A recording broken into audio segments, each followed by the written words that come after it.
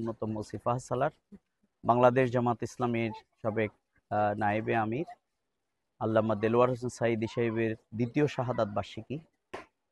মূলত আমরা আজকের এই দিনে তাকে স্মরণ করছি। আল্লাহ তাআলা তাকে শাহাদাতের সর্বোচ্চ মর্যাদা দান করুন।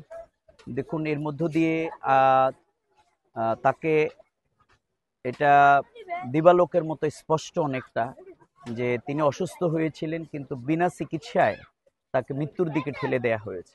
এবং সেখানে তৎকালীন সময় এটা খুব আলোচিত ইস্যু ছিল। কিছু ডাক্তারের নাম এসেছে, আরও অনেকের বিষয়গুলো সেখানে তখন এসেছে। তার জানাজা পর্যন্ত পড়তে দেয়া হয়নি। এই জন্যে আমরা পুরো জিনিসটাকে তদন্ত করে অবিলম্বে এই ঘটনার সাথে কারা জড়িত এবং এই প্রিয় মানুষটিকে হত্যার মূল নাটক কারা তৈরি করেছে, মাস্টার মাইন্ড কারা ছিল, আমরা সেটিকে তদন্তের মাধ্যমে তাদের জাতির সামনে সেই রিপোর্ট প্রকাশ করা এবং তাদেরকে দৃষ্টান্তমূলক শাস্তি আমরা দাবি করছি।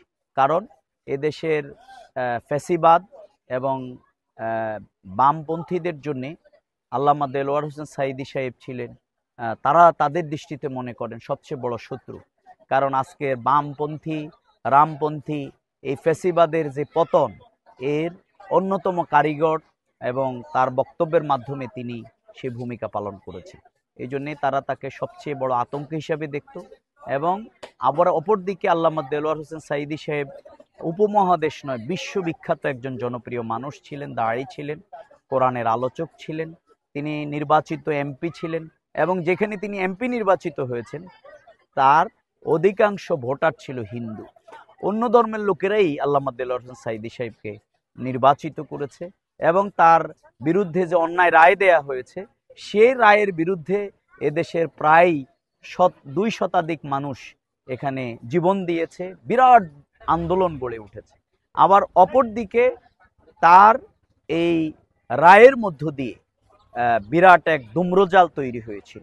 সুতরাং আমরা গোটা বিষয়টা, যেহেতু একই মামলার আসামি যারা ছিলেন, এই বাংলাদেশের সুপ্রিম কোর্ট এবং ব্রিটেনের আদালত এই মামলাগুলোকে অবিচার বলেছেন, তারা জেনোসাইড অফ জাস্টিস বলেছেন, মিসক্যারেজ অফ জাস্টিস বলেছেন। সুতরাং আমরা মনে করি তাদেরকে অন্যায়ভাবে বিচারিক কায়দায় হত্যা করা হয়েছে। গোটা বিষয়টাকেই তদন্ত করে রাষ্ট্র এই ব্যাপারে কার্যকর উদ্যোগ নেবে।